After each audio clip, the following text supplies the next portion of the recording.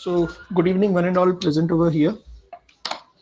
And we thank you for this immense participation that you people have shown in the last three sessions of this masterclass series. And we look forward for this same enthusiasm in this session and the upcoming sessions too. A masterclass is a one-of-a-kind learning webinar series that gives the aspirants a flavor of MBA in technology, entrepreneurship, and other business domains. And we try to bring in those topics through which we aim to bridge the gap between all such domains and management. Today, we have Professor Sankalp Pratap sir to speak on the topic, what is networking and how does it really works? But before we start, I would like to introduce the speaker. Dr. Sankalp Pratap sir is the chair in the area of innovation and entrepreneurship at the School of Management and Entrepreneurship, IIT Jodhpur. He received his doctorate and management degree from IIM Calcutta and an engineering degree from Marine Engineering and Research Institute, Kolkata. Sir has over a decade of varied functional experiences in handling various issues in management and assisting corporates in strategies. Subsequent to his doctorate in strategy, Sir has also served IIM Trichy and has been serving IIT Jodhpur for years. Sankalp Sir's primary research stream focuses on the practices that aid entrepreneurs in the context of startups, large corporates, family businesses to navigate and negotiate their contexts. He has published various articles in the Strategic Management Journal and has presented his papers multiple times in the European Group of Organizational Studies and is an active writer of case studies. Getting insights from such a professional will definitely boost your morale, and we urge you all to make this session as interactive as you can. Sir, the virtual dais is all yours. Please continue. Thank you, Rishin, and thank you, young aspirants, again for joining this session. I have a short presentation through which I'll take you, and of course, any questions that you have, please keep them coming. And also after the session, you might have some more generic questions which the team here would be able to answer. So let me share my screen with you.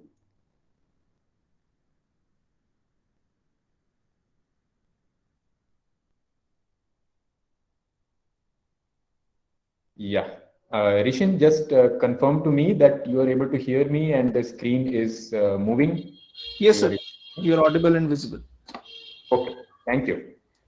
Okay, so we live in such times, we have been living in such times for the last 2 years that practically no conversation can be had or can remain aloof from the word which has become part of our vocabulary, which is COVID-19.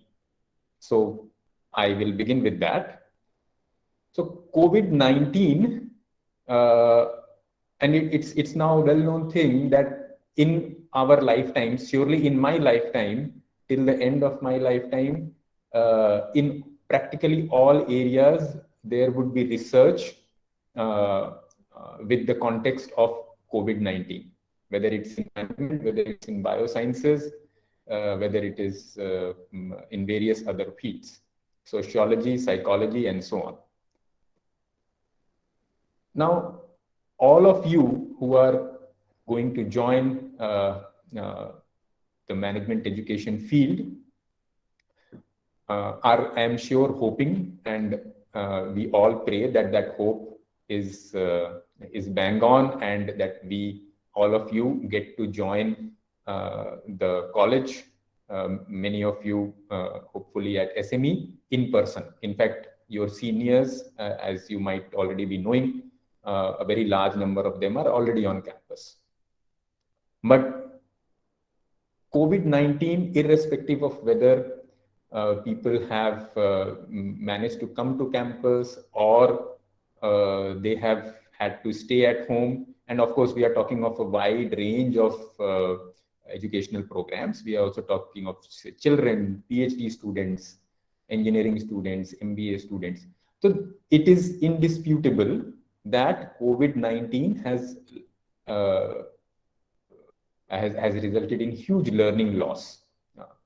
Now, while that is intuitively true, and in fact, I was talking to a cousin of mine who has just he's completing his MBA in a few months from another institute, and he had to return home because of Omicron, and he could spend 3 months at his campus, and he was telling me the huge difference that he is feeling, even more than what he was feeling in the first 1.5 years, because in the first 1.5 years when he was glued onto his screen, he was not able to fully understand the implication of the loss that he was going through.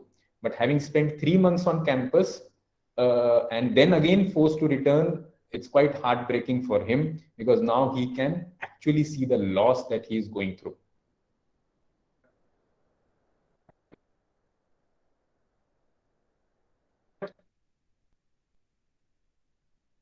Scientific evidence, because people are conducting studies on these topics.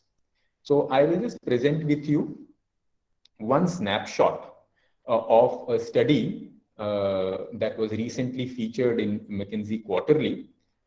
It's derived from the US market, and its title is quite clear. Most students are falling behind, but students of color are faring worse. So the diagram is self-explanatory, that everybody is falling behind what the kind of learning that the same school system was providing in 2018-19, right? So compared to that, 2019-20 is the base year. Compared to that, people are falling behind, but certain students are falling behind even more. Now, what could be the reason that such a thing is happening, that some students are falling behind and others are falling behind more? Would you like to comment on it?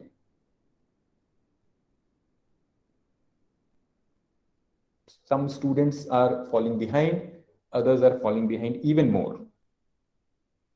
Any thoughts on why that would be happening? It says Sir, inadequate facility because smartphones are needed and smart devices are needed. Thanks, Rohit. So Rohit says that some people might be falling behind even more because of certain lack of devices, lack of resources. Lack of resources, as Sujay saying. Not all people are able to join Zoom meeting. Yeah. So you all are bang on that the loss is there for everybody. I have seen my students itself here undergoing that loss, but research shows that people of color, which could be interpreted also as because they come from certain socio-economic background, which is more disadvantaged in the US. So they are falling behind even more, right? Lack of internet connectivity, as Anubhav said. So we all know that there are learning losses, one because of infrastructural issues. But even those who have all the smartphones and tablets and just about everything else that you can lay your hands upon, even they are falling behind, right? So let us have some comments on why they are falling behind. What would be your explanation for that?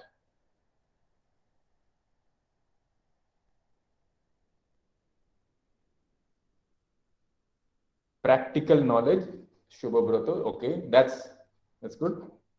Digital illiteracy, okay. So there is a component of learning which is exactly, Himanshu, I was looking for that word. I know you all know it, but it's also you also have to often get the right word. But not to worry. Even if you don't get the right word, like Himanshu has got the right word, and so has Shubhabrato now, that this lack of social interaction with your peer group is central to learning. Books, devices, question paper sets, and so on, and a teacher with his or her video on, and all of that is fine. But this peer group, and yes, as Anubhav says, even competitive environment, you don't get a sense. Just imagine, okay, and many of you would have completed your engineering and all that during this period, I'm assuming, unless you are working professionals.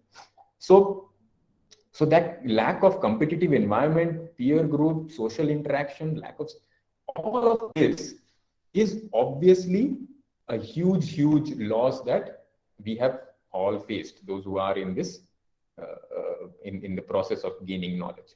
So I just wanted to highlight to you the extreme outcomes related to limited interactions.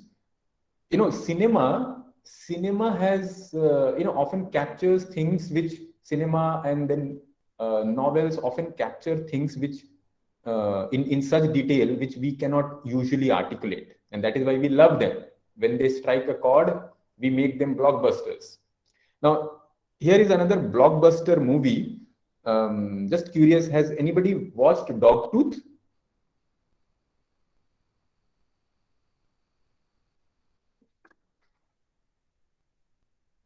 Okay, if you have not, do watch it.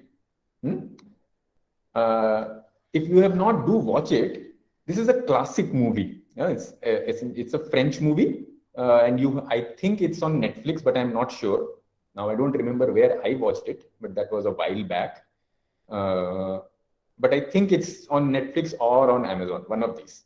So this movie is about a family which has 3 siblings, which you can see, and the parents, and there is some reason for why they have kept their children totally isolated from the external world.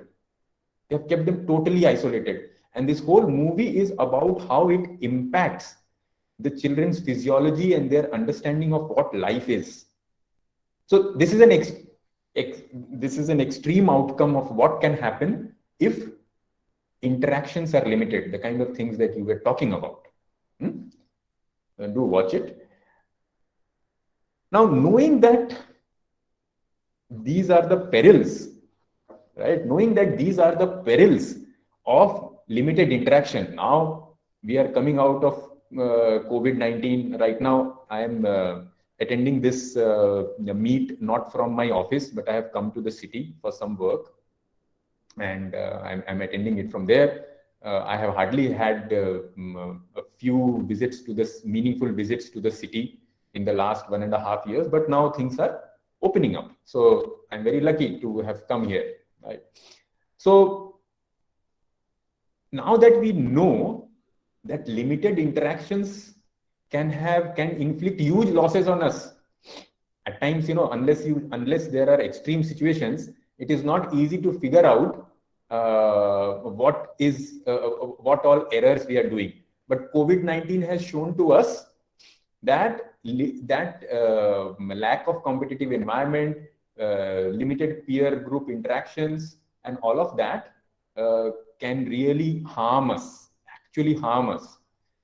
Obviously, you wouldn't want that harm to come upon you. And that's why I can see many of you in previous classes have asked, will physical classes begin and all of that, right? So you are intuitively scared of the possibility of beginning your MBA program on Zoom.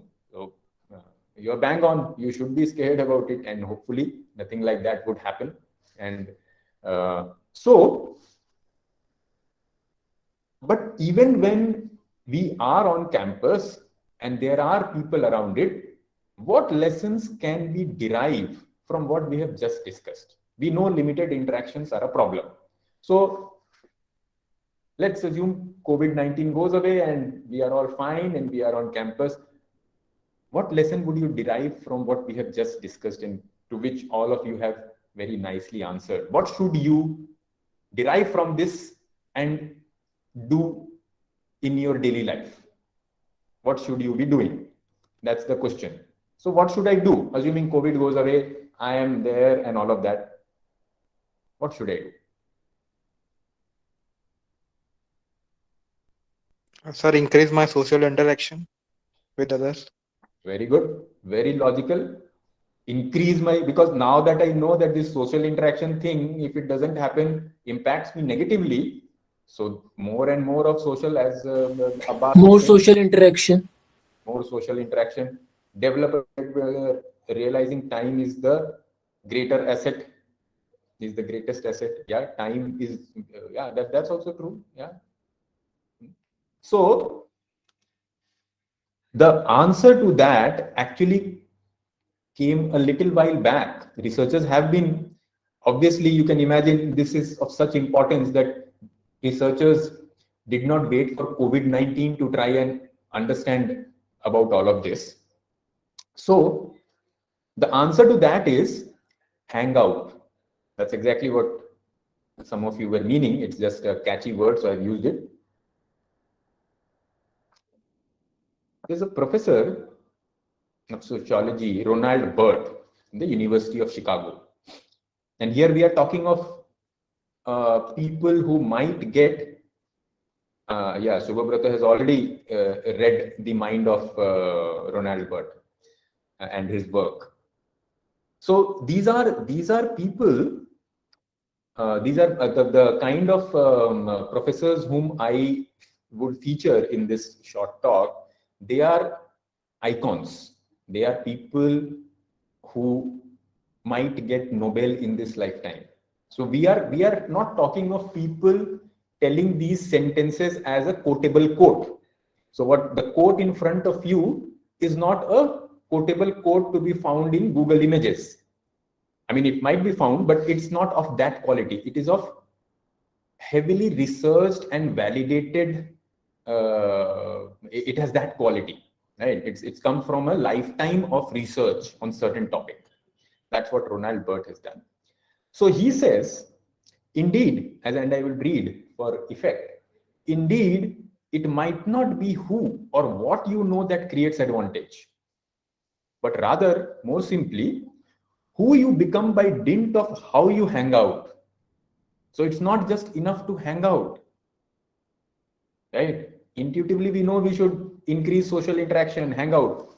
But he says the disadvantaged hang out with folks just like themselves.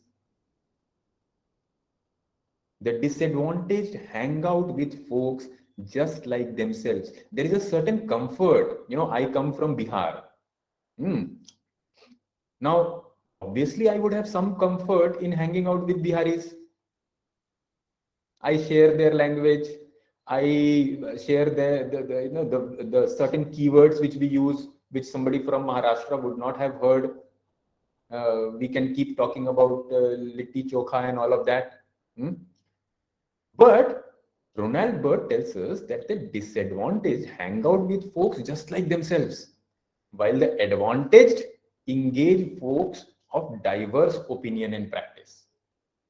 So, yes, I have to hang out, but, and of course, that doesn't mean that I do not hang out with my Bihari friends, but it alerts us to the error that some of us might be making unknowingly, which is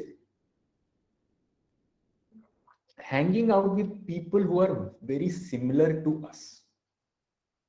Why? Because that gives us comfort. And who doesn't want comfort, right? So in search of comfort and relative peace, we hang out with people who are very much like us, right? Now that is exactly what Ronald Burt is advising us against. You must hang out, and you must hang out with those who have diverse opinion and practice. Now, why do you think he says that? Sujay has something to say. Learning and exposure is more when we are in a heterogeneous crowd. Good, Sujay. Thanks. Yes. Because you would get to hear of different opinion. And that is what actually education is. It's coming out of rote learning, coming out of that small world where we might have got raised, and accepting a larger part of the world as being part of ourselves. Now, how do you, if you only keep hearing a perspective which you have already heard while you were at home, for example, then your perspective is just not going to widen. It's going to remain very narrow. So this we know intuitively, or maybe if we don't know, we should think about it.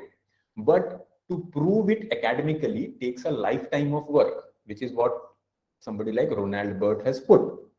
So we can now safely accept, and that it is not just intuition, but high quality research, which is telling us that the advantage engage folks of diverse opinion and practice, right? And Ronald Burt also tells us that when you hang out, particularly when you hang out to occupy structural holes, that's the term that he introduced. That was his thesis work, his PhD work. When you hang out to occupy structural holes, so this person here, the person you see on the screen, you.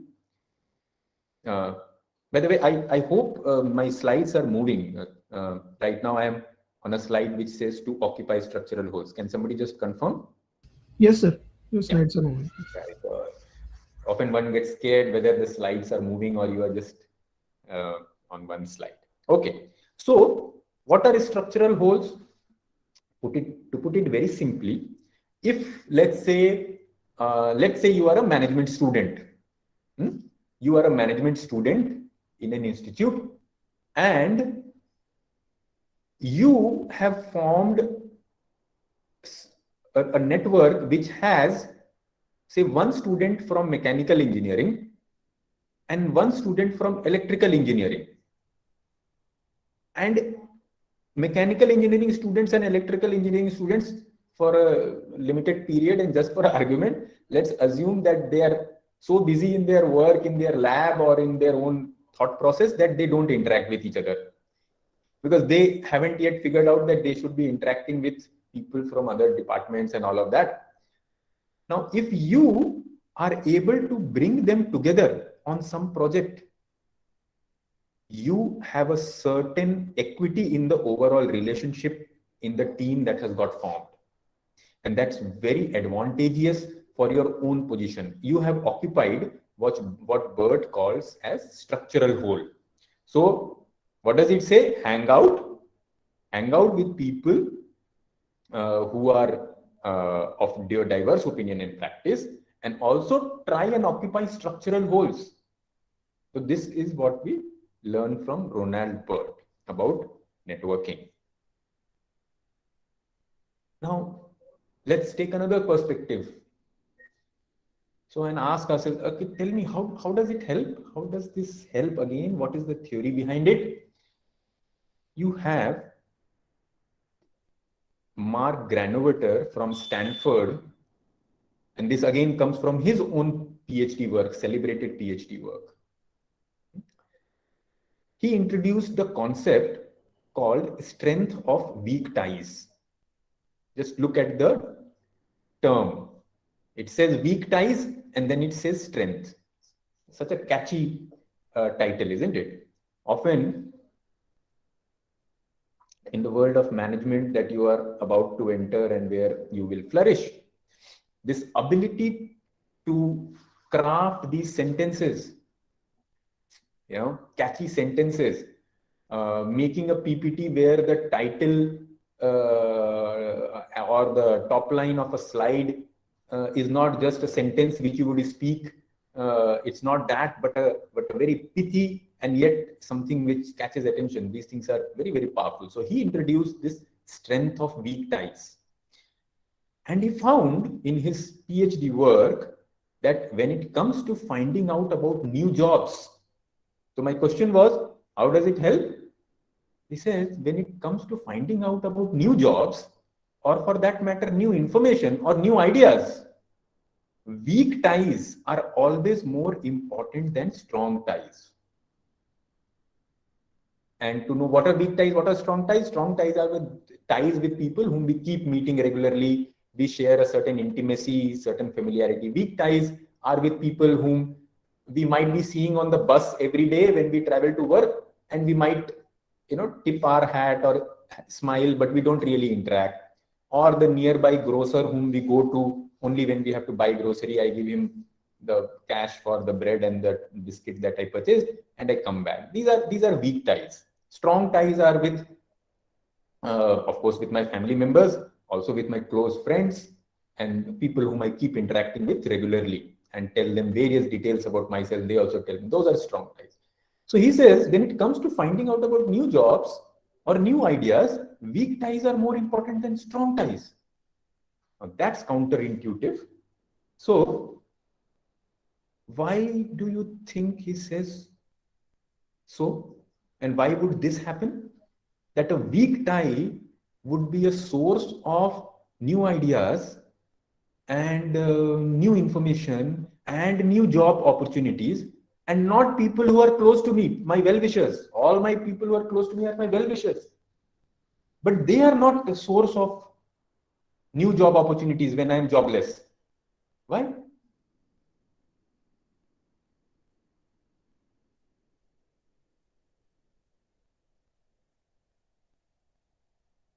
Abbas says weak ties enable us with a healthy debate while strong ties lead us to compromise.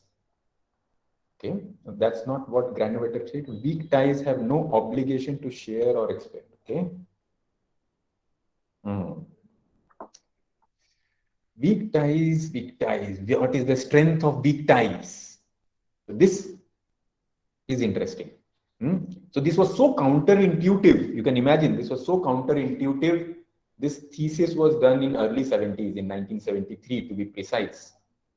Weak ties comes with different stories about them, Monica. Weak ties can give different opinion that can be used to solve the problem. Okay, weak ties mostly come from a diverse background. Good. Yes. So I think you guys are reaching towards that. Right? Monica had something to say, and that is reaching close to what Granovetter figured out. It was a big surprise to him when he. It's not that he went looking for this; he found it. Let me try and explain it through this diagram. So, as I shared with you, strong ties are with people. We share a certain space, right? Which could at times be a physical space or an emotional space. We share a certain space with people with whom we have strong ties. It's the same thing. Sharing a certain space intimately with some people is the same as saying strong ties. Saying that I have strong ties with you means that I share certain spaces with you, which could be physical, emotional, technological. And then there are people who are far away from us. It could also be literally, but also figurative. They come from a different strata of the society. They are not my peers. So I don't have any way of interacting with them. Now, people with whom I have strong ties are actually, it's the same thing what Ronald Burt had said, but this theory follows a different arc. People with whom I have strong ties are actually reading similar books. They are reading similar newspaper. So if I read the Hindu, they are also possibly of the same kind. They are not reading Dainik Jagran. Right? They are not reading Economic and Political Weekly, for example, because they are similar to us. They are from the same space. And I identify with them. I have strong ties with them. We discuss on certain topics. I have very nearly the same political view, because if I had different political view, I would have exited the WhatsApp group where they are expressing their opinion, right? So I have strong ties with them. I continue to be in their WhatsApp group, which means I think like them. I'm very happy with their existence, with their statements, with what they send me on WhatsApp and what they tell me over phone. I have strong ties with them. I'm very comfortable with them. Now, these people, by definition, are accessing very nearly the similar things or the same things that I am accessing. I am from an IIT and an IIM. They are also from an IIT and an IIM. They are not from a local engineering college. I don't have strong ties with those people. So they are also on imjobs.com. I am also on imjobs.com. So how on earth will they ever be able to tell me about jobs which I don't know? So what I know is what they know. So I can't get, so if I am stuck, they are also stuck. And that is when somebody from the advertising industry, for example, tells me about an opening which only that person knows. And with that person, I have a weak tie. How did I get to know that person? When I was the product manager in the company, this guy used to represent his organization, used to come and show me certain creatives. And I used to meet him or her for half an hour, and that's it. But we have remained in touch. Now, this person is accessing certain sources of information which I am not in a position to access. This person, as Richik says, has a perspective which I don't have. And that's why we have weak ties. But when it comes to the crunch, I will be able to get new information, new ideas, and so on from this person. So that is the strength of weak ties argument. Now, taking an altogether different track, because Granovetter also talked about something which, another very important thing which I want you to get introduced to. So, people have often thought that, there are people, that many people get cheated, and it's increasing much more when we do those digital transactions. But now you have blockchain, which you will study when you come to SME, which is securing many of the transactions and so on. But deviousness, deceit, and trickery is very much there around us. But it's also not the case that people are cheating us all the time, right? So people have often wondered that people are not usually devious because, is it because of institutional penalties that they will get caught and then they will go to jail, or the organization where they are will expel them? Is it because of that, or is it because people are generally good? This idea of a general morality. And people have kept debating about this. What do you think? Okay. Why do you think people don't keep getting cheated all the time? Why did I not get cheated today? Yeah, there are so many occasions where I could have got cheated. I don't think I got cheated today. Maybe you also didn't get cheated today. So the two arguments are, one about institutional penalties and the other about general morality. Now, Granovetter was, his research found, his later research found another answer to it. He said, and the term that he's come up with is social embeddedness, that all of us are part of a network of trust, give and take, familiarity, past interactions. And it is through these networks that many of our jobs get done. So the more we are operating in those environments where we are socially embedded, the lesser is the chance of getting tricked. The more we are talking of societies where there is high level of social embeddedness, it's very difficult to do trickery and get away with it. Now, whether you are at a place where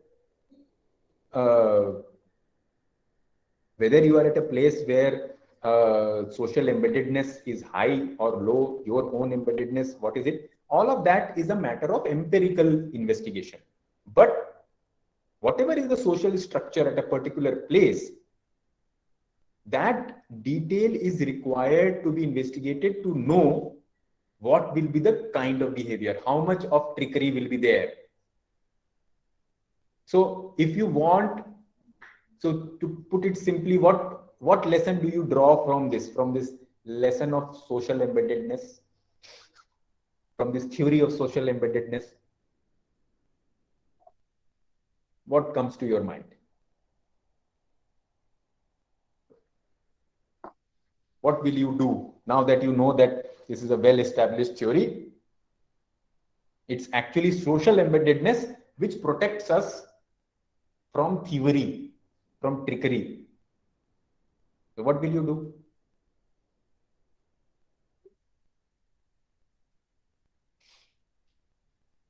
Okay.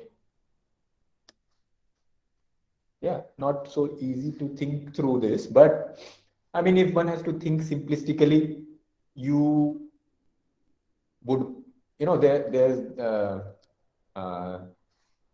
was a person whom I knew, and he always he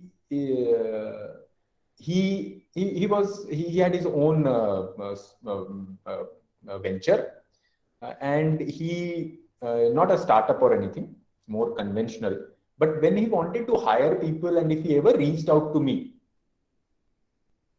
I would give him some name, because he said, I want this digital marketer for this work of mine. I would say, yeah, I know this person. You take this number, you can call. He would say, no. I want that person to come to me through you. You know what he was doing? He was just ensuring that this logic of social embeddedness works in his favor. That person is a very successful businessman in a small way, but very successful at the scale that he is operating in.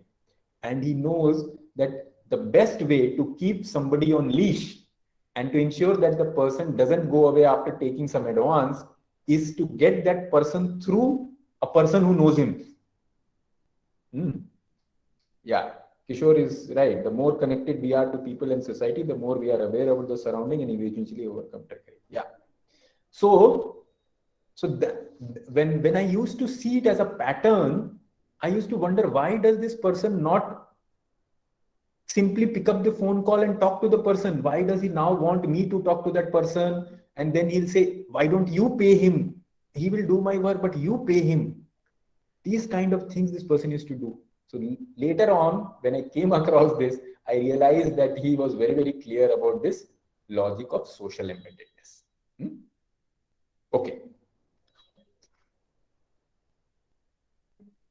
Now, another question which you might have, and now I will move faster because I think we are also running out of time.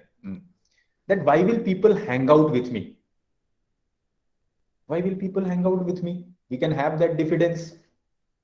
That okay, here the trick is that we should be more embedded, we should hang out with people and with diverse people and all of that.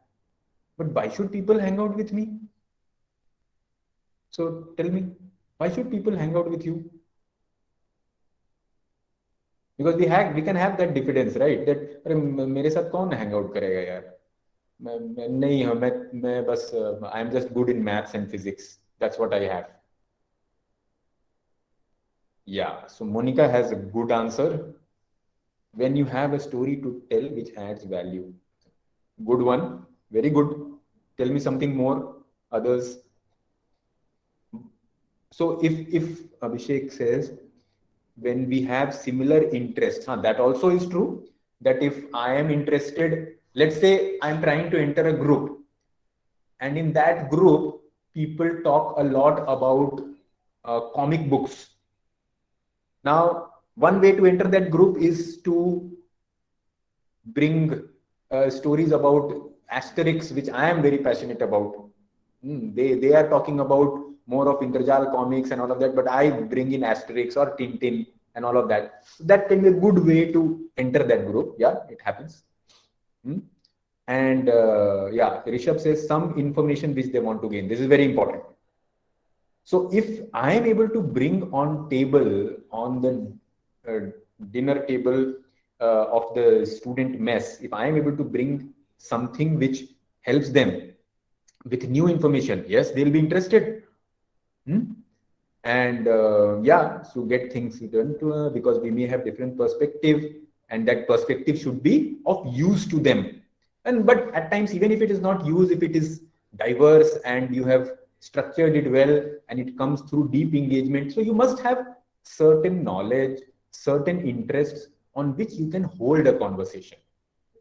So as a personality, we should be able to hold on to that. So that there are different forms of capital, and this is another legend, Pierre Bourdieu, who talked about how there are various forms of capital that we have, and it's not just economic capital. We can have cultural capital, which is about the kind of knowledge we have, maybe a collection that we have. If we have a collection of stamps, right? Now that collection of stamps itself can give me ability to talk about various things which others have no clue about, or collection of coins. And there are so many kinds of things that people collect, right? So there are various forms of capital which over a period of time can get converted into money. Money is not the only capital. Capital and money we often equate with, but there are various kinds of capital. So think about that. And when venture capitalists, that is people who funders who fund new ventures, what they look for is a team which has different forms of capital with them. They come with different skill sets. That is very important for them, that the team that I'm funding is not just two people from an IIT and one from an IIM. That's not what they are only looking for. What they are looking for, do these people bring different skill set, different expertise in a small set of 2-3 people? That's actually what gets funded. So this logic of this forms of capital, that there are different forms of capital, and if you bring them together, you can create something magical. And technology capital, yes, as Professor Krishna mentions, that is actually the reason, part of the reason why in our school we have this emphasis on technology, because the future manager is not somebody who can stay away from it. There's no way you can stay away from, you don't have to do coding. That's not what we are talking about. But you should be at complete ease in the world where so many things have an underlying technological revolution and innovation that it is working on. So yes, technology capital as well, right? Go to any of these startups and look at their co-founders. Go to Paperboat, for example, and look at their co-founders, their original co-founders, and you will get a trace of what I was talking about. And very quickly, how will SME help?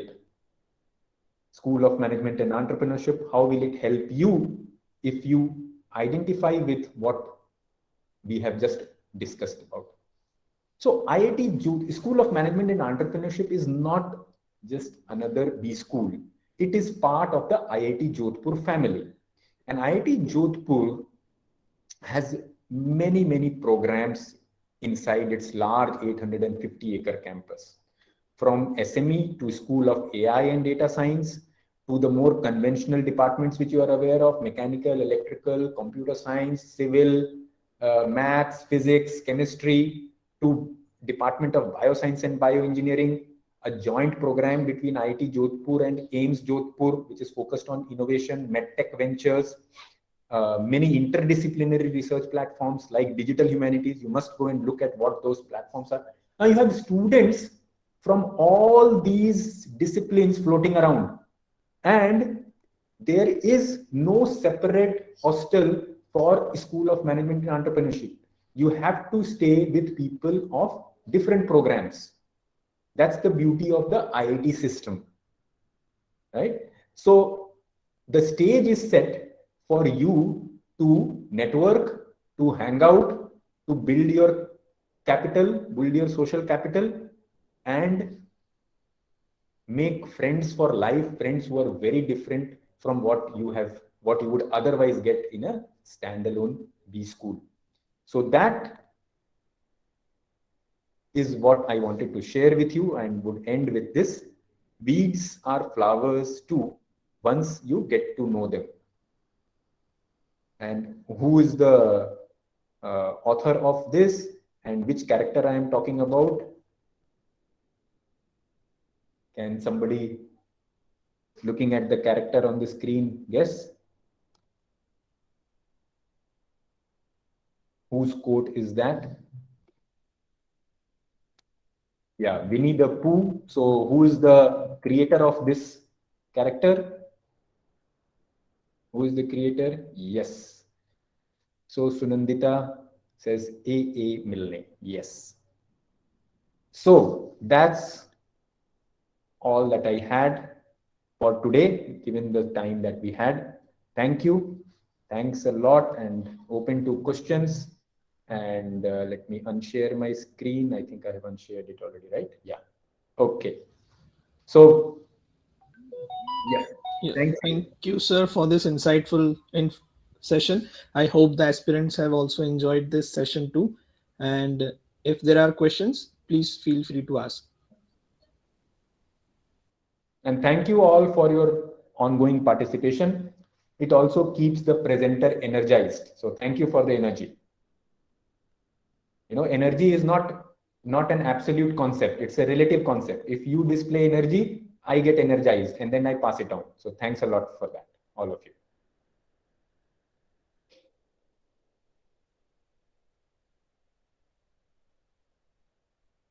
Thank you, Ajay Raj. Thank you, Rohit, Praful, Sujoy. Thank you. And if you have any other questions for the admission team, I'm sure you can ask now. You can put it in the chat, and I'm sure you have email IDs and such things to reach out to them. Yeah, you can go ahead with your admission related queries.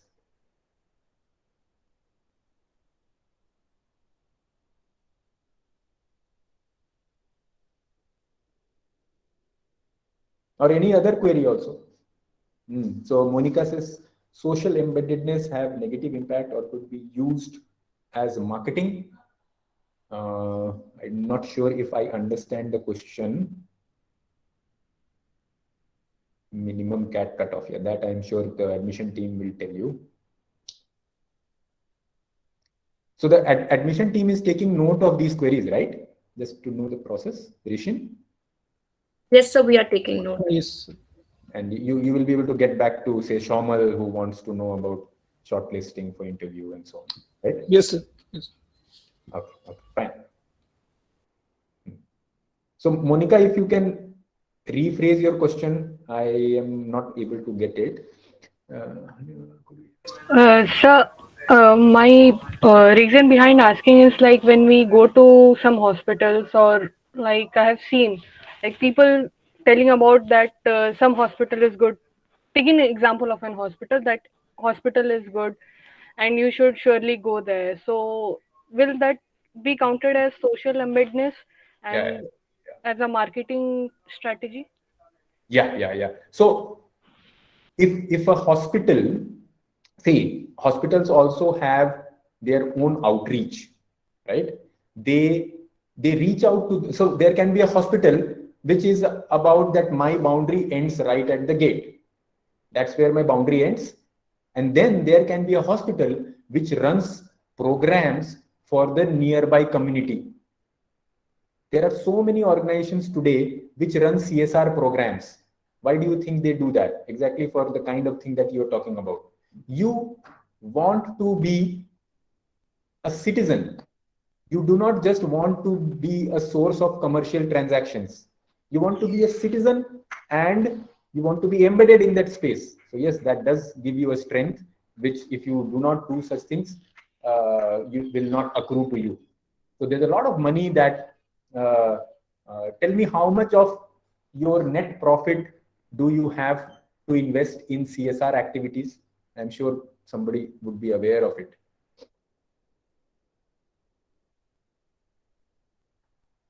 getting organizations Dr. to Sankalp? become more digitally relevant.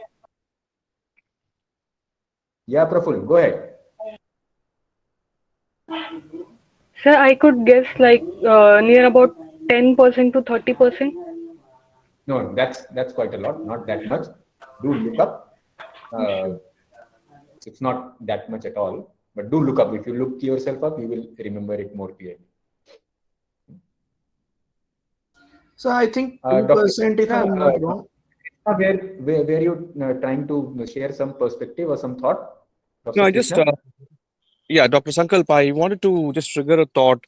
How does this concept of social embeddedness possibly change in the metaverse? Just wondering, how is there the same concept there, or will it undergo but complete different change because there's a physicality to the social connectedness, but here in metaverse, perhaps it's totally different. So, any thoughts on that? Yeah. So, so students of I'm the young aspirants. I'm sure they are aware of the word metaverse. Now, let me just share with you something that right now we are grappling with at IIT Jodhpur. We are doing a project wherein we will work with craftsmen in and around Jodhpur and create a metaverse for them, wherein there would be a guide in that world who would take you through a museum, who would take you through craft clusters. Now, it is metaverse which will allow people to navigate worlds in such a way that they can develop intimacy to the benefit of the craftsman, because that can fuel certain kinds of interactions, commerce, and overall support. So now what happens to our personal self in that metaverse? That's all of that, I think, are open questions which are getting researched. But yes, as a person who is visiting the craft cluster, not in person, but in the metaverse, and the person who is asking questions there, which then get identified with your avatar, which gets created because you logged in and so on, is very interesting. But something like that we will organically also discover, I think, once we are able to create that here at IIT Jodhpur through an initiative which we have undertaken.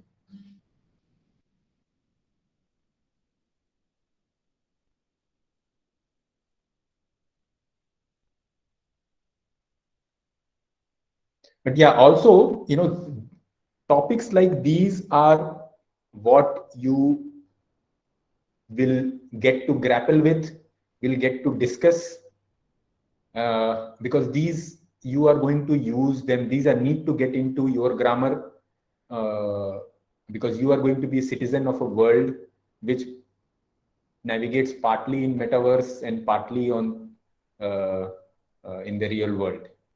So at SME, through our unique curriculum, particularly of Tech MBA, you are going to get exposed to these conversations, and then it's up to all of us involved to kind of leverage it to our benefit.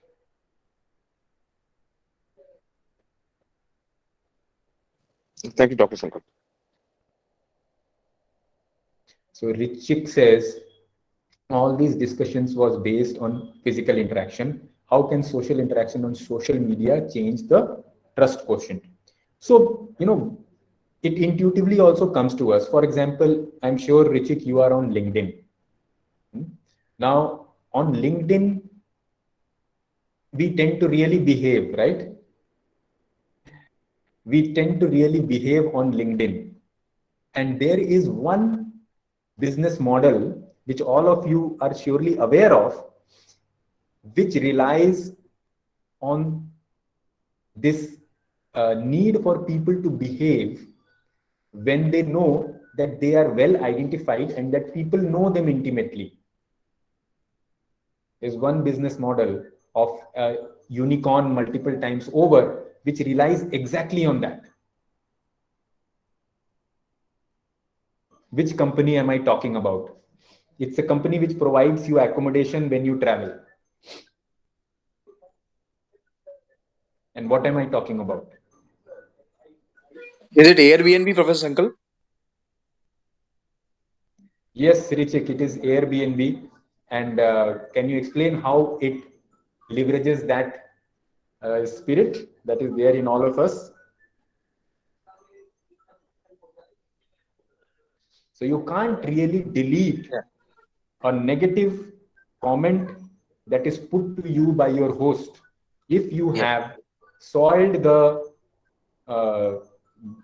bed sheet and have not informed the host and have just crumpled it and put it in a wardrobe and gone away, which is what you can do in Airbnb because there's nobody to look at you when you are leaving that house. This will remain on your identity for a lifetime. Airbnb will not allow you to delete it. So, anyways, good. Thanks, Richik. That was you were quite alert to it, and you could answer it well. Uber rating. Yeah. Yes, good. I'm very happy with the kind of engagement you guys have on these topics. And I hope to see many of you on campus engaging with these topics as a matter of daily discourse and becoming the kind of leaders which the tech-enabled world requires. Thank you.